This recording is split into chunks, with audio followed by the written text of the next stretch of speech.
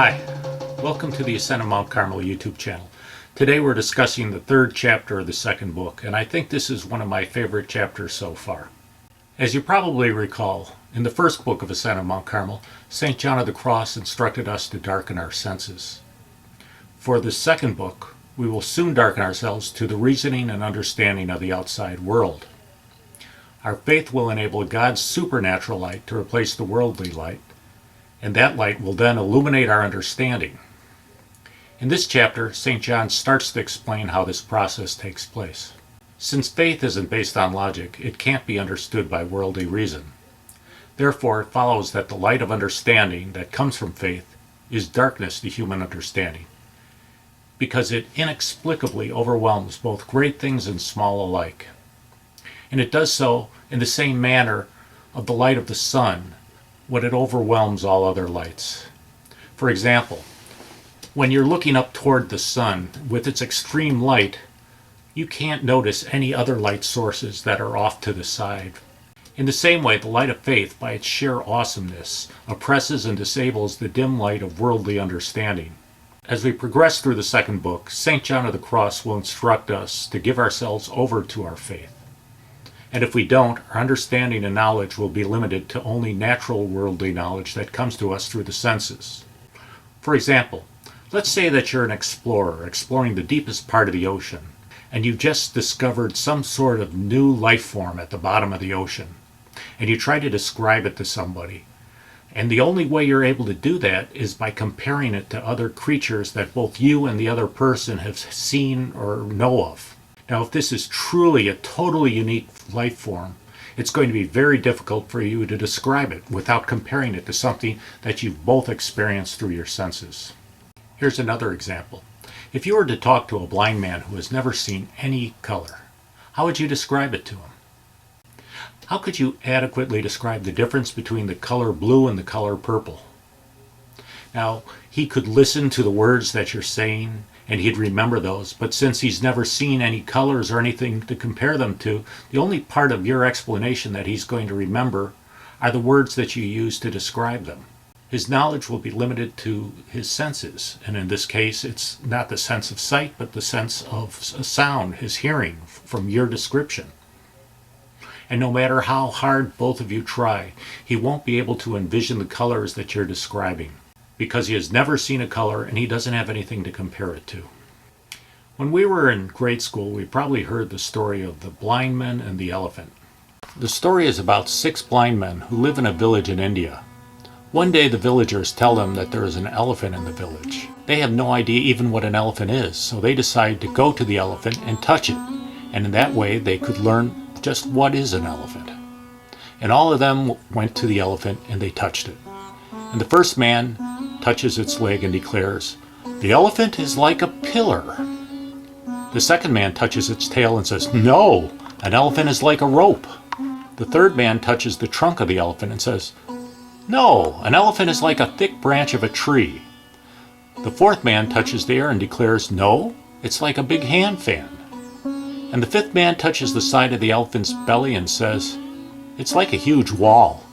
"It is like a solid pipe," said the sixth man when he touched the tusk of the elephant.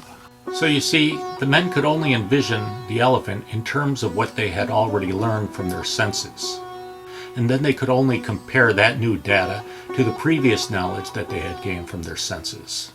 However, we're capable of much more. Greater knowledge can come to our soul rather than through our senses. As we progress, we'll allow our faith to illuminate our soul, and then we'll be better able to learn things that we have never before seen or understood. These will be things that don't resemble anything in our experience. Conventional knowledge can be acquired by the light of understanding, but the knowledge that comes with faith is acquired without the illumination of worldly understanding. Conventional wisdom and worldly understanding demands that we reject anything that can't be understood with our senses. Therefore, we need to darken the light of worldly understanding, or we won't be able to make any further progress. Since faith will overwhelm earthly knowledge, it pushes out worldly information and knowledge, and it blinds us to them, so that they no longer seem reliable or even seem of interest. As we've stated, faith is midnight, and it's the dark night of the soul. Though faith is dark to human understanding, it gives light to the soul. The more the soul is darkened to worldly understanding, the greater is the light that comes by faith. By blinding earthly light and worldly and conventional understanding, faith, though it's the dark night of the soul, it gives us light. And this is prefigured by the book of Exodus, when the Egyptian army was bearing down on the fleeing Israelites before they could cross the Red Sea.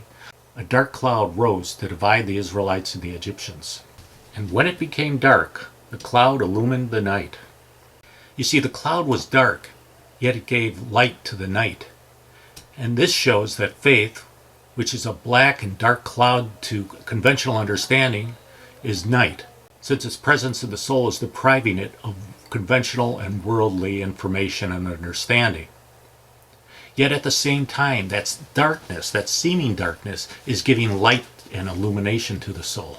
Scripture also says that day to day uttereth speech, and night to night showeth knowledge. This verse demonstrates the metaphor of the dark night of the soul. Daylight represents the bliss of God. This is where God reveals the Word to all the angels and saints. The Word, of course, is Jesus. And in this bliss, the angels and saints know Him and enjoy Him. We, the church militant who are still here fighting on earth, we're still in the night of faith. It's still night to us, because our knowledge is still incomplete without beholding the beatific vision of God. This is demonstrated by the first chapter of the Gospel of John.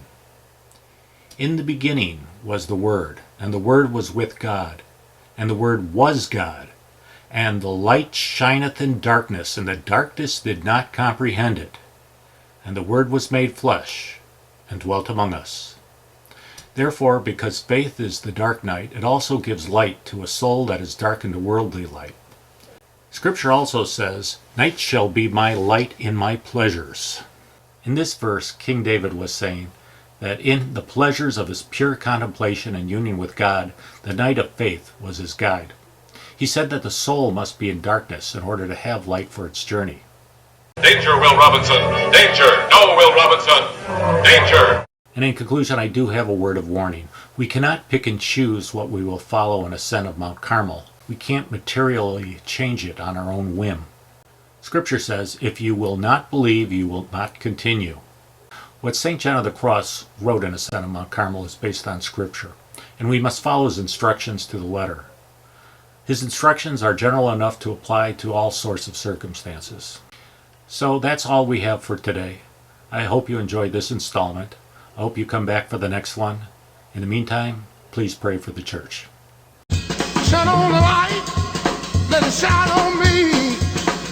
Shine on your love light, let it shine